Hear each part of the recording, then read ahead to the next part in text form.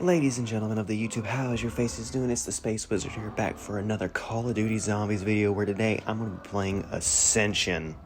Now, between you and me, I have not played the map Ascension in a very long time. I've only actually played this map a handful of times, so quite honestly, I frankly have no idea what I'm doing. I'm just hopping on here, trying to do a run, trying to survive, and rant a few minutes about Star Wars. And seeing how as I want to get on here and talk about Star Wars The Acolyte, what perfect map to play than Ascension? Because, well, the witches had a whole cult around Ascension, and it seems like a good idea to me. But in case you don't pay attention to Star Wars at all and need a refresher on the current trending topic, apparently The Acolyte will be cancelled and they will not have a Season 2 greenlit, or there is no talk about a Season 2 whatsoever. So, we're going to get into that today in this video. We're also going to play some Call of Duty Zombies on the map Ascension on Black Ops 3. If you guys are ready for this, make sure you click that like button. Make sure you stick around for the rest of the video. Hopefully I can survive. Hopefully this won't be just like a 10-minute run of me not knowing what I'm doing. I think I have a pretty good idea what I'm doing, but we're going to see what happens here.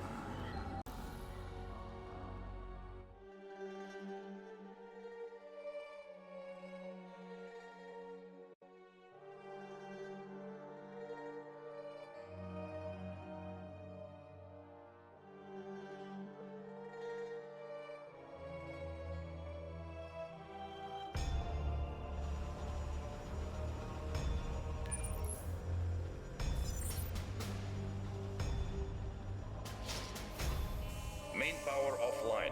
Auxiliary power activated.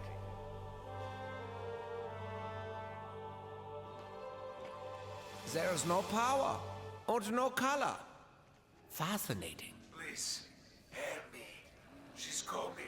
The mechanism must be repaired. Usually the voices sound so angry. Alright, so you know what? Star Wars has definitely gotten a lot of controversy here these past couple of days when it comes down to the subject of the Acolyte. Whether you love it, whether you hate it, it's Star Wars at the end of the day, and I'm kind of appreciative that we just get more Star Wars shows at the end of the day. You know, I don't always appreciate everything they give me and to the maximum and fullest, but I do enjoy looking forward to having a new show to watch from Star Wars. There was a period in time where we really didn't get a whole lot of anything, and that kind of sucked. And you know what? I've enjoyed Star Wars for about 25 years, and the past few entry titles into Star Wars, they've been okay to me, and they really haven't sold me completely on Disney's ability to handle, selling TV shows to an audience, let alone, they've kind of given up on providing movies at this point, up until they decide to release a Rey movie, or a Mandalorian Grogu movie, or even the Dawn of the Jedi movie, and it really scares me now after this week's controversy when it comes to handling newer entries into the IP. And I guess it's kind of hard to please a fandom that it just needs to be sated with, I don't know what kind of Star Wars anymore, honestly. It's hard to pick a subject at this point, because whether you give them something good or you give them something terrible, or you just meet them halfway in the middle, it always seems to be a complaint on one side or the other. But hey, everybody has their complaints. Everybody's entitled to their opinion. We all have the right to decide how we enjoy a show. But sometimes I think with the power of the internet, we can take that ability way too far, and in some cases, it gets a little bit out of hand when it comes down to not only, bashing a show completely and calling it quote-unquote bad writing, but it also comes down to the point of how you handle it with other people, and there's been a lot of disrespect that's come out since this point in time. Initially, it's just crazy, how much people can come at each other over a simple opinion of a show. And I mean, it is what it is, I guess, at the end of the day. Some people will never learn how to, come out of the kindergarten playground and behave appropriately when it comes to handling discourse. But hey, apparently that's the world we live in. The internet empowers that kind of behavior in the best of people, it seems. It just seems the best of people completely fall away when it comes down to that. So that's why we're kind of playing on Ascension. Maybe we can ascend and become better people, just like the witches tried to ascend in the Acolyte and become what they wanted to become at the end of the day. I feel like a lot of people misunderstood this show completely, so that's what we're going to really talk about in today's video, is Star Wars The Acolyte, and why I think it's a good show. Amongst many other rant-worthy topics in this Call of Duty Zombies video, if you enjoy Call of Duty Zombies, make sure you give that a thumbs up. If you enjoy talking about Star Wars, make sure you also give it a thumbs up. And hey, drop a comment down below and start a conversation. Be respectful, be clean, and hey, this looks like a clone trooper right here on top of this console. But we're going to keep moving on and shooting these zombies in the heads, and we're going to keep talking about the Acolyte.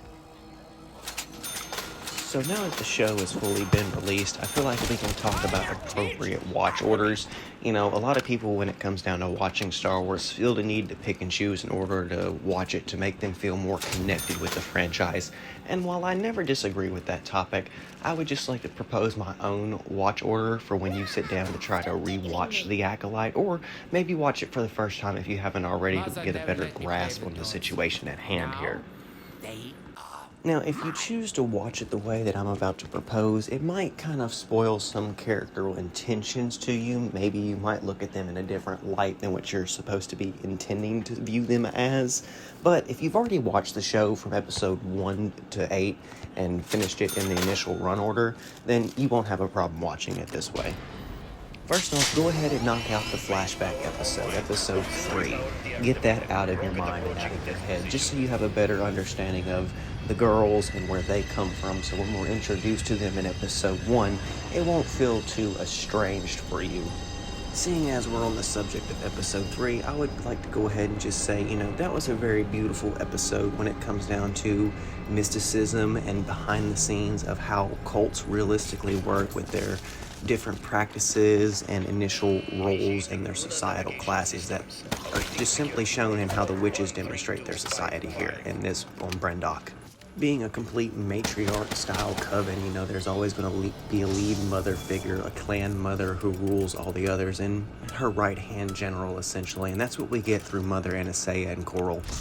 Of course, when you watch this episode first in your initial rewatch, it's going to give you the idea and impression that, hey, these girls are a little bit special. Yes, they have Ascension connection to the Force, but also they have this training in the power of manipulating the Force from a different angle, just like the Night Sisters and the Witches of Dathomir.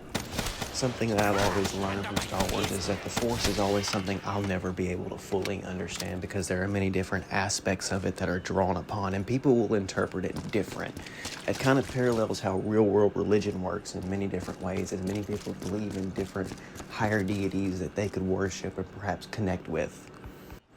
So by the time we're coming to the close of episode 3, you understand that the Jedi are involved in some kind of tragedy that ultimately ends in the entire life of the Coven being ended, with the only survivor being Osha. However, we are soon to discover that May and Osha are the only sole survivors of the Coven. And I'm using the term sole survivor because, well, they are one, essentially, as it's described in the plot narrative of the episode. They are one entity being, but separated as two, which is very interesting. I know we've heard that somewhere else in Star Wars before, but a lot of people don't get that right off bat. But it's kind of like the dyad in episode 9, where how the consciousnesses of Rey and Ben Solo aren't connected, and they connect into a singular entity in the Force that makes it entirely stronger in a way. The dyad's still a very confusing thing in Star Wars, and hopefully they explain that further in the future. Now, I would just like to go off record. I do not like these space monkeys. I miss my hellhounds right now. These things are taking my perks when they're snatching at me. This is not okay in my book. I was not prepared for this. I completely forgot about these things, but it's cool. As you can see, I got a plan. I'm going to hit the gobble gum machine. I'm going to pray for the perkaholic here eventually, if I don't go down at this moment. Which, by the way, I gotta say, the gobble gums that I chose for this little playthrough run is just perfect, because it could either go really, really good or really, really bad really, really quickly. And just like this disorderly conduct, it's going to swap me out and stuff. It's going to make me panic and shit myself, basically. Oh my god, I am so terrified right now trying to get down this staircase. Ooh, breathe, breathe, breathe. It's okay, it's okay, it's okay. Alright, let's get back on topic here about Star Wars. As long as I focus and stay on subject, we will be okay for the minute, because we're doing pretty good. We're on round 5. Okay, so now that you've watched episode 3, this is where you can choose to deviate your watch order. For more of you serious Star Wars fans who need all the background information all up in your face, go ahead and visit episode 7. For those of you who want to kind of remain ambiguous to the Jedi plot behind everything and discover it as you go along, go ahead and watch episodes 1 and 2. That way you have a full understanding of the entry narrative. But if you're watching episode 7 after episode 3, then you can go ahead and watch episode 1 and 2. Hopefully that makes sense when you're listening to this. I truly feel like, though, if you watch episode 7 after episode 3, you're not going to really have the same kind of connections to the Jedi characters. I mean, well, more or less the Jedi Masters that you're going to be introduced to. You might as well for Endara, but for Sol and Kelnaka and Torben, you're kind of going to lose the effect for in many different ways, or you might gain further respects for them. But regardless, like if you watch episode 7 second, or if you watch episode 1 and 2 and then watch episode 7, it'll all kind of fit in place a little bit better for you there. But that's basically the entry way for how I think you should start the watch order. If you want to watch it with a little bit of adaptation, watch episode 3, watch episode 7, 1 and 2 in some kind of machete style order. But then you can watch episode 5, or not episode 5, episode 4, episode 5, 6, and then 8. That'll basically just give you the straight shot run into the narrative of the story that you want. I mean, I don't know how else to put it, but that's a good way that I could think to watch it if you need that just background information beforehand, so the characters can have a little bit more resolve if you're not able to pick up on foreshadowing and hinting and storytelling as well. Just a pro tip, you can always watch in a different order. But you know what? It still kind of grinds my gears when I'm seeing all these people disrespecting the show, because in my mind, when I watch Star Wars after 26 years, actually it'll be in 2 months when I turn 29. Holy crap, I'm getting old. But when I turn 29, it'll be 26 years deep into my entire Star Wars existence, and I look at the Acolyte and I think this is the perfect love letter to the prequel saga, essentially. This is like geniusly put together for only one simple idea, and it's an idea that a lot of people just don't care about, and they always just want to kind of diss it in the comment section. I'll probably see it on this YouTube video's comment section, but it's Plagueis peeking out the cave. I mean, don't get me wrong, I understand where you're coming from. You want to see him do more than just make a pop-up cameo, and I did too. But you know what? As somebody who's been waiting for Plagueis to show up on film or TV or, you know, some kind of good adaptation to where I can be like, holy crap, this is everything I wanted. It's not everything I wanted, but it's a good start. And you know what? Actually, for the first time in like 8 years, I screamed about a Star Wars show because of how excited that moment got me. Like, I thought, you know, he would do something after for like the rest of the episode or whatever, but you know what? Just him popping up and saying like, hey, he exists and he's here and he's manipulating the story from the shadows. That's what I needed to see in this show. And people are in the comments are going to be like, well, SpaceWizard, he's not doing anything but peeping out of a cave. Well, you know what? You didn't really pay attention to Star Wars that well if you think he's just kind of peeping out of a cave. Okay, let's take a call back to episode 3, Revenge of the Sith, in the Opera House, where Anakin and Palpatine are having a conversation about Darth Plagueis the Wise. Palpatine casually tells Anakin, hey, Plagueis has the power to create life. He can manipulate the midichlorians to create life. And that's kind of what the Acolyte is hinting at here. When we have the witches telling their narrative of how they could manipulate and create 2 twins through the power and conception of the thread. Now, I don't know about you, but you know, when that episode aired and it came and hit the internet, everybody was talking about Plagueis already at that point. My wife even pointed out a great thing, like when we were watching that episode. You know, we had all these different witches in coven robes, and what was funny about it is you can see a lot of their faces except for this one entity who was just kind of standing there, and they kind of looked like they were dressed in witch garb, but their garb looked a little bit different from the rest of the witches, and she just stayed fixated on that. She made me watch it back a few times. She was like, who is that? And I'm like, it's one of the witches. That's what I thought, at least. It looks like a witch. I just ran from it away from there. But then after when Plagueis popped out of the cave, it got me thinking, he's been there the whole time. He had to manipulate the scene. If the girls were somehow his experiment, he would be in control of that. However, when the Jedi appeared, he would decide to make his exit. Of course, he already had acolytes in place, perhaps, to handle the situation, thanks to like Mother Coral or Mother Anastasia doing the things that they could do to hinder the Jedi. I mean, we never saw Coral die, per se. And unless somebody could say, hey, she's 100% dead, I think she's still alive and probably manipulating some other kind of scene somewhere else. And maybe that's what we could have saw in Season 2. I don't know. But it was just that key scene that she pointed out right there with that figure standing next to the Ascension ceremony. Hey, see what I did there? Ascension, as we're ascending on this little rocket platform here. Yeah. By the way, this whole map is about ascending up and down, in case you didn't get the joke. But I have to do this like 3 times, and then I have to go hit a button and launch a missile, and then I can go to pack a punch my weapons. So I don't know if I'm going to be able to do that this video. I'm just saying that now. I'm actually doing a lot better than I thought I would. I thought I'd be down at this point, not being able to do it, especially with those monkeys taking my perks. That really got on my nerves, but we're still rolling through it. We are ascending. But yeah, I totally feel like everybody just kind of missed the point of Plagueis being the one to manipulate everything in the background. However, you know what? That's not even, the best part about the Acolyte. The best part about the Acolyte has to be Manny's performance and how he handled Chimere, aka the Stranger. The perfect character in the entire series, hands down. So much so, I named my bearded dragon after him because he's that awesome. And actually, I'm going to throw a picture up on the screen right now. I put Chimere the bearded dragon on top of Kylo Ren the cat. These are 2 of my pets. You guys can see that. We've only had Chimere now going on, what, 3 weeks? Yeah, 3 weeks. Wow. Which I'll have to do an update video on Chimere. I have a crazy story to tell about him. We'll save it for the video, though. I'm not going to say anything about it now. So if you're interested in the life of me and my bearded dragon, make sure you stay tuned and subscribe to that video. It'll be awesome. Maybe I'll do that at 300 subscribers. I don't know. But man, I got really disappointed when the Acolyte merch got taken off the Disney store and everybody started freaking out because, it's not every day that, they say, hey, a show's canceled. And that's not even Disney saying that. It's like Deadline and then several other quote-unquote sources. But Disney hasn't said anything really from themselves. So we don't know this yet, honestly. Realistically, like Disney hasn't been like, yeah, no, it's canceled. We're not going to worry about it. They just haven't really said anything.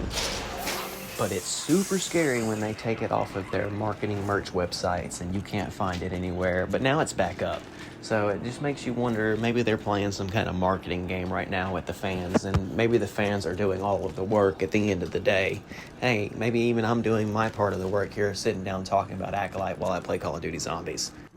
But you know what? Somebody's got to talk positive about it. I liked it. I can't say I didn't. I don't care what your opinion on me, because if you didn't like it, that doesn't make me any less better than you and you any better than me. And in regards, it's just a TV show at the end of the day. It's a TV show, the actors did their jobs, and I think they did to the best of their ability. To put it quite frank, I didn't really care for the entire sequel trilogy for Star Wars. Episode 7 was the best one, and I just don't like Episode 8 and 9 realistically at all. I think The Acolyte is better than all 3 of those movies at the end of the day. It's like in another video that I posted over on TikTok first, and I think I actually posted it on YouTube as well, but I kind of rated all the Disney Star Wars TV shows side by side and how I felt about them. The show that I least enjoyed was Andor. I didn't really feel connected to it. Sure, it was like a great story, but I just didn't feel like it was a necessary story to tell for Star Wars, especially when you already told Rogue One. That was enough of the character. I didn't need anything else from him. I didn't need his backstory. I didn't need how he got into the Republic. I get that that's cool to tell, but then it kind of offends a fan like me when I've been watching Star Wars since the original trilogy, and we don't get stories about, Wedge Antilles or any of the original Rogue Squadron guys. All that just got pushed under a rug, and that's never going to be talked about, I guess, from Disney, because they don't want to do that movie with Patty Jenkins. Next time they should Okay, take whatever. first class. So they announced that we would get like 5 seasons of Andor, and now we're only going to get 2 seasons of Andor, because Andor's one of those that's a 50-50 hit or miss with a lot of the audiences. Some people found it extremely boring. Some people found it thoroughly over-edging, exciting, like a James Bond movie, which I didn't really feel like it was James Bond-ish. It had its moments, but it wasn't thoroughly, what I would consider one of the classic Bond movies, I guess. I mean, yes and no. It's really hard to say just because it is Star Wars and it shouldn't feel like that. It should feel a level above that. But there was just too many cliche moments, I think, that just made it feel more realistic than it needed to be. I don't know if that even makes sense anymore at this point. But I gave Andor a solid 3.5 out of 10, just out of its element. From there, just because this show is a Star Wars show that features Jedi and Sith and lightsabers, I decided to compare it against Ahsoka. And when, I watched Ahsoka again, I gotta say I'd give it a 5 out of 10, and here's why. There's just enough, but not enough at the end. And I know that doesn't make sense, so I'm gonna explain that. Everything from episode 1 to episode 6 was a hit. It was on fire. It was all over the edge. I was ready to dive off of the cliff, but then I kind of fell flat on my face when it came down to the finale. The show really didn't teach me anything that I thought I didn't already know about it. And that's kind of a bad thing when you watch a season 1, because you want to be immediately sent over the edge and grasping for more. And Ahsoka does leave you with that feeling, but there comes a cost. Before The Acolyte premiered, I thought Ray Stevenson had one of the most phenomenal dark side performances that Disney's been able to pull off. He played his role and character perfectly. And now with the unfortunate passing of Ray Stevenson, I'll never know if that character will be able to have his shoes filled for season 2. And that story, it's something that I wanted so bad to have resolved. And once I learned of his passing and all that, it just kind of hit me hard. And this show's not going to be as good as what it could have been after that point. And who knows, I might be wrong in saying that, but I thought he was that character. He purposely fit that character to the best of his ability. And that's all I could ever ask for an actor, to fully feel comfortable with the character that they're on screen as. And he did an amazing job doing that for me. But realistically, Ahsoka feels kind of like a fever dream and bait at the end of the day, and that's why I'm kind of giving it a 5 out of 10, because I don't feel like the season 2 will hit that marker. It'll just kind of step itself down. And maybe that's just coming from watching Star Wars Rebels and stuff like that with season 1 and 2, and how they weren't really selling you there, and then you get into those last 2 seasons and it's all full send. And maybe that's a tactic that they're going to try again for this series. I don't know. We will see in the future. But that's just what it's leaving me at after trying to rewatch it. It's just a solid 5 out of 10 at this point. It's just a little too baity for me. And moving on from there, it would be the Kenobi TV series, which I gave a similar review to Ahsoka, which was roughly a 5 to a 6 out of 10. Essentially, here's the problem I have with Kenobi. I don't feel like it was the best narrative tell for Obi-Wan himself. He's in exile dealing with all these traumas, and to kind of take him out of his element, put him with Leia, and then once again put him in front of Darth Vader, it just feels... it's a hard story to tell between episode 3 and 4, and I don't feel like it should have been told that way per se. I mean, everybody will probably call me crazy, and they'll probably say, having Hayden and Ewan back on screen is the best thing. I agree. That's amazing. But I just don't feel like they should have had their conflict. And another thing in that story that really bothers me is I don't feel like Reva should possess the information and knowledge that she currently possesses, and surviving that. That just makes it kind of hard for me to accept that as a story, because then we get to episode 4 and we don't know where her status and quo lingers and lies. It's just unaccounted for variables that shouldn't be existing at this point in Star Wars, or at least I don't think they should be, and hopefully there will be some kind of resolution of that. Maybe Lucasfilm can not do that. But it's just things that I have a problem with when I watch these shows and try to watch it as a whole IP and not just selective intercorporated medias. And then it comes down to Disney's other Star Wars live-action show, The Mandalorian, and The Book of Boba Fett. And there's a reason why I have to put these two together. I think everybody knows what I'm going to say. When you watch The Book of Boba Fett, you really get Mandalorian 2.5, so it's really all kind of the same property at the end of the day. And if I had to put these two series together, I would give it a solid 7 out of 10. And here's why. If you don't watch The Book of Boba Fett, you don't know Mando and Grogu are back together. Din Djarin didn't go and reunite with Grogu. So when you watch Season 3, it kind of just don't make sense as to why they're just, hey, we're back together. It's a little bit something I like to call sloppy storytelling. And at the end of the day, I kind of understand maybe why they want to do it this way. Perhaps they're trying to set up this interconnected universe. But, Boba Fett isn't getting the same love and respect as a lot of these other shows are getting. And that kind of hurts my feelings, too, at the end of the day, because Boba Fett was a really good show.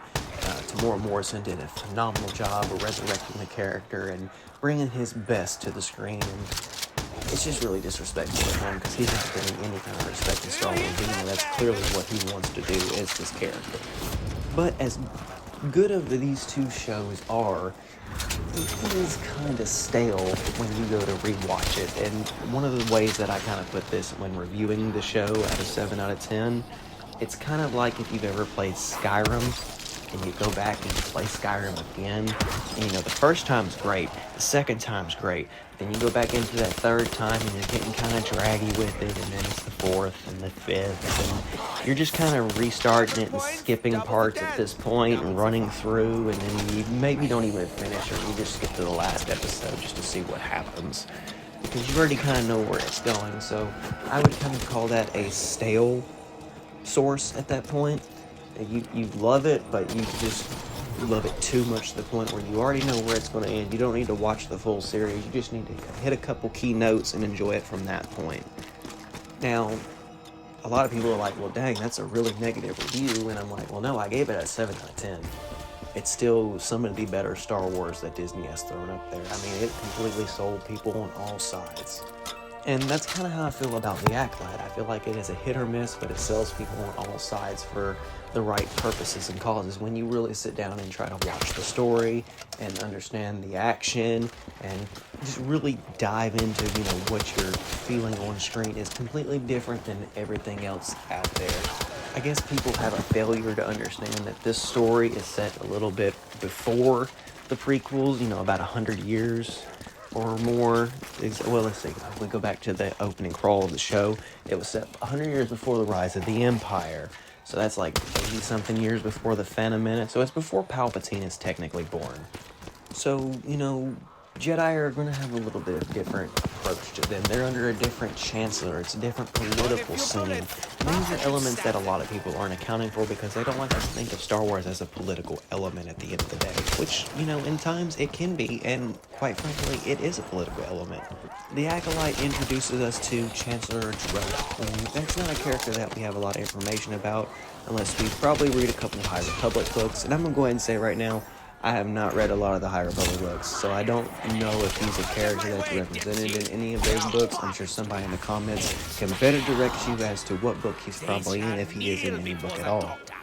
And actually, I've tried to read a couple High Republic books.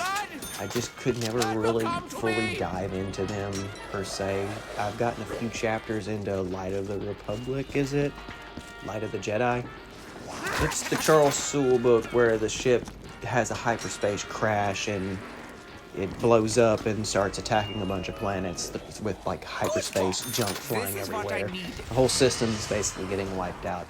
I've gotten about 7 chapters into that book. I'm going to be open and honest about it. So I'm sure there's a whole lot of setup to the High Republic that was probably suggested and hinted at in the media itself. There's one thing that I actually learned and discovered because, somebody on TikTok pointed it out, so I went and looked it up. Vernestra Rowe's ship is named the Cantaros, which is actually named after her Padawan, Emery Cantaros. And then when I saw that, I kind of already put a little theory in my head together of, well, maybe Emery is Chimere, but they look completely different. So then it really kind of came back to me later on, like about 2-3 weeks after, and then actually even more just a couple of days ago. I actually talked to my wife about it and my other Star Wars friends about it. I was like, hey, what if this little blonde boy becomes this guy? And they're like, make it make sense. And I'm like, okay, Darth Plagueis. He can resurrect people from death. That makes no sense. I was like, really?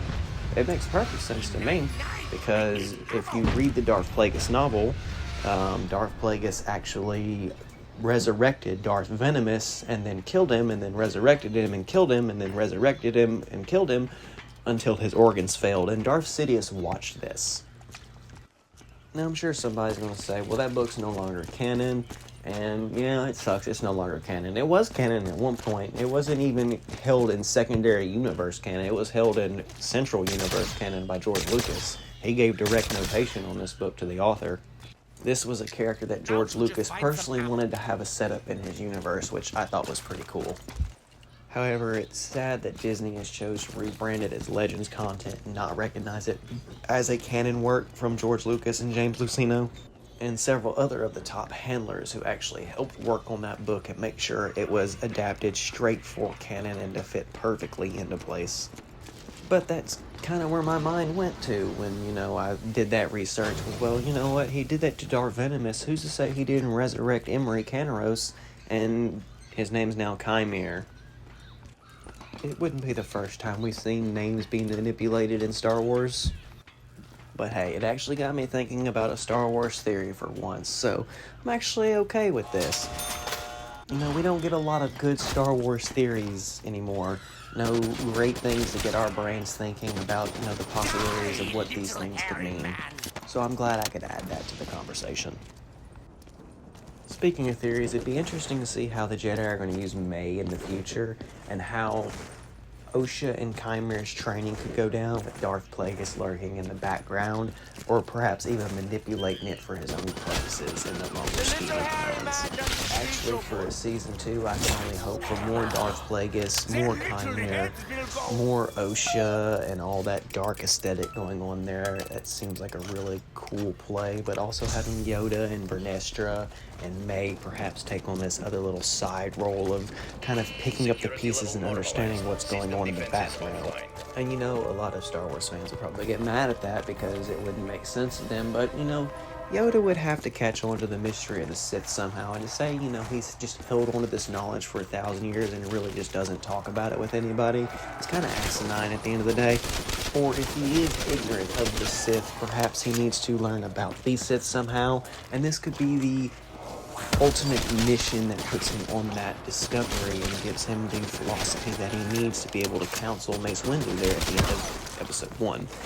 I mean, everything gets answered eventually, or, it's just important details or pieces of the puzzle that gets put in place at the end of the day. And a lot of people keep asking, how Yoda is so ignorant in the Acolyte, and Yoda's answered this several times to the Star Wars fandom. When it comes down to the dark side, sometimes it really just does cloud things to where the Jedi can't have perfect foresight into the incident. And when it comes down to places that are perhaps highly spiritual in the Force, like where Konaka was, or Brendok, perhaps the Jedi can't see into those things too clearly because it's a lot going on there in a wellspring of the Force. These virginses seem to have different aesthetics that even just confuses the Jedi to where they have to use basic machinery to discover it, so to speak, and then even they can't discover it. I feel like the media really answers a lot of the questions that the fans have. They just don't want to actually see those questions be answered, and they want to just hinge on to the hate and not really try to understand and break down the idea of it. And sure, there have been moments where I've been completely overly pissed off about this or that in Star Wars, but at the end of the day, I sometimes have to sit back down and be like, well, why is this way, or why is it being narrated this way? At the end of the day, isn't it my decision for these things to be told? It's somebody else's decision, and ultimately, I might not like it, And I'm not saying I actually have to go along with that. I don't have to watch it at all. But as a Star Wars fan, I'm giving it a chance to appeal to me. And a lot of people have forgotten how to do that when they listen to their favorite content creator tell them, like, oh, you shouldn't watch this. This is a bad show. You should go review bomb this show because it's so terrible. Like, people have forgotten to think for themselves, and that's another problem that this kind of society has given everybody the idea of. It's okay to follow everybody else's opinion versus doing what you want is really sad way to live. Now, because of everything that was coming out about the Acolyte and how the director was handling the interviews, how the cast was handling the interviews, I didn't get too excited for the show either. It kind of hurt my feelings to see a lot of these things be said. And at one time, I even tweeted about it. It felt like I was back in school again, listening to the creators of Star Wars say the same things that made me feel kind of disheartened and wanting to turn away from everybody, because that's how the bullies in school were treating me. And so it was really weird to see that coming from, press interviews and conferences of directors and actors and other writers, and all of them just kind of ganging up and being an oppressive bully for once. It was a strange way to get everybody fired up about the show. And when I actually sat down and started watching it, I was like, holy crap, I was really pissed off about, all of these different things that these people were saying. But I'm sitting here watching the show and I'm like, it's not that bad. And it only got better and better from there, in my opinion at least. I'm not going to listen to what everybody else is saying. Everybody's going to tell me the show sucks and it's a terrible show and, this don't make sense, that don't make sense. It makes perfect sense to me. Most of it I already broken down in this video. Other than that, if you would just take your time with it, I'm sure you could understand it a little bit better yourself. Now, like my favorite it's instrument like in my this, lab. when you sit down and you always listen to negative input and that's what you're constantly eating every single day, yeah, you're not going to have any fun towards anything. You're not going to want to be there and enjoy something. You're going to want to step away from it. You're going to want to step out of that corner. You're always going to tell somebody it's a bad idea. It reminds me of, like, in the early 2000s when it was, like, me as a child being a Star Wars fan and going to school, elementary school and even middle school, getting made fun of for liking Star Wars just because it had Jar Jar Binks in it. That's what a lot of this community response content feels like, this backlash. It's just, you're the same fans back then, only you're picking a different target this time. And at the end of the day, you haven't grown up and learned your lesson after 20 years. It's kind of sad, realistically. It's sad watching, content creators step up and just bash content like this, and then they promote, the rest of Star Wars, like the prequels or the original trilogy, but they're turning into the same hater that those movies had. It's a very interesting personality. And maybe that's why Star Wars should maybe put it on the back pedal a little bit and not put out as many shows, and maybe focus on working on a good movie in the next 2 years, and maybe focus on a good video game in the next 2 years or something. Give us something that we truly just need to step away from the film and TV franchise from, because maybe it's a little oversaturated for everybody and there's too much to pick and choose from and fight over. I feel like being a Star Wars fan is an opportunist. You get the chance to indulge yourself on several different outlets of media, whether you choose to incorporate the TV shows in your whether you choose to incorporate the TV shows on your plate, let's put it that way, or if you're just in it for select movies, or if you're in it for the expanded universe books or the video game franchise, enjoy Star Wars the way you want to enjoy it. Let other people enjoy Star Wars the way you want to enjoy it, or them enjoy it, Damn, I guess what I'm trying to say at the end of the day is be respectful, because there's been a lot of disrespect coming from the subject. I've addressed a topic on it earlier this week. Some dude came into my chat, completely disrespected me, and all I said back to him was like, well, why can't we openly talk about Star Wars? Or why can't, I like this show without you coming in here and just hating on me for no reason? In fact, I actually stepped up and challenged him to give me, an appropriate reason versus the random hate speech that he was spewing. And he just couldn't. He just chose to insult me and belittle me. So he became 10 minutes worth of content at the end of the day, where at the end of the day, I just looked at him like, dude, you don't even know what you're talking about because you can't even spell the characters' names right. You're sloppy with the way you're typing all your stuff out. Like, if you're trying to address me and have a good conversation, address me and have a good conversation.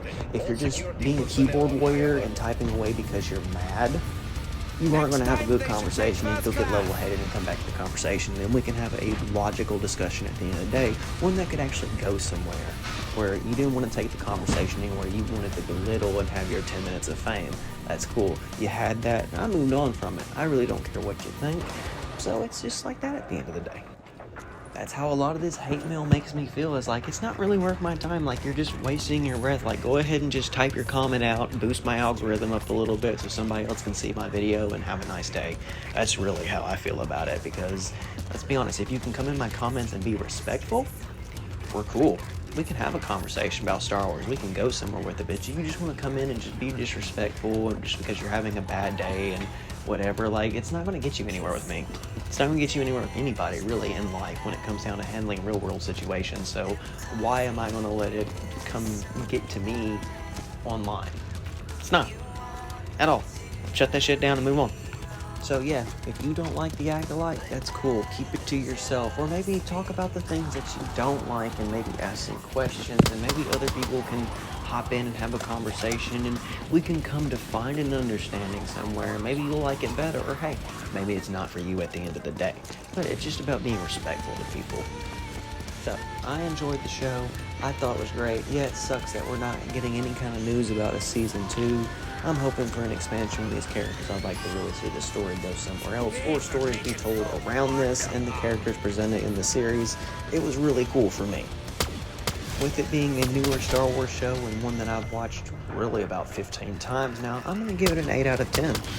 I don't feel like it's gotten stale at any point during that watch period either. I feel like it's consistent with what it's trying to tell me at the end of the day, and I'm learning more and more about it every time I watch it. You know, I watch Star Wars a lot. I've watched the original movies, I couldn't tell you how many times growing up in my life. So when it comes down to watching all these new Star Wars, I'm going to watch them a lot. I watch them over and over again. Even if I don't like them, I'll watch them over and over again just to kind of hopefully understand it somehow at the end of the day, because if I'm going to come up here and talk about Star Wars, I'm going to know what I'm talking about. If I have an opinion against it, I'm going to give you that opinion. If I have an opinion for it, I'm going to give you that opinion. I'm not going to like everything just like you're not going to like everything. Maybe if I say something that you don't like, well, that's just my opinion. It's okay to have disagreements. We can agree to disagree at the end of the day. On a side note, it's crazy that it's still going on. I can't believe I've been going for 40 minutes playing zombies now on round 17.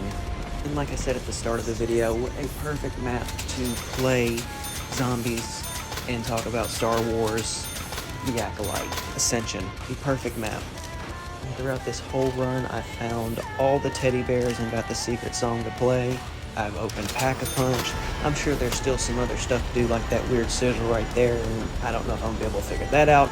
I'm just going to try and survive and see how much further I can get into my run. But you know, if you're watching this video here, then maybe, we need to talk a little bit more about Star Wars. If you have any questions about the Acolyte that you want answered, or if there's something that's just bugging you and we can try and figure it out together, drop a comment down below.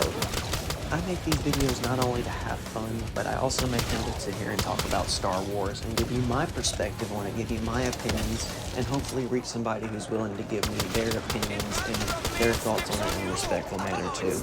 Usually these Call of Duty zombie videos are kind of rant styled. I get a little overloaded, I get a little burying into it and diving in. I kind of feel like I achieved that to somewhat of a state, talking about my standpoint and how firm I am on this series.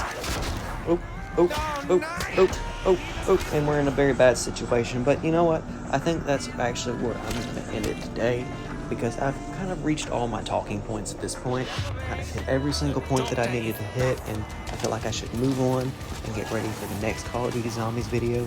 So if you guys enjoy these videos, if you enjoy Call of Duty Zombies, make sure you click that like button. If you enjoy talking about Star Wars in these videos, make sure you click that like button. If you got any questions, comments, or concerns, please drop them down in the comments section below. But other than that, this has been TheSpaceWizard here, playing Call of Duty Black Ops Zombies 3. on the map Ascension, talking about the Acolyte, one of the greatest Star Wars shows I've watched in a long time.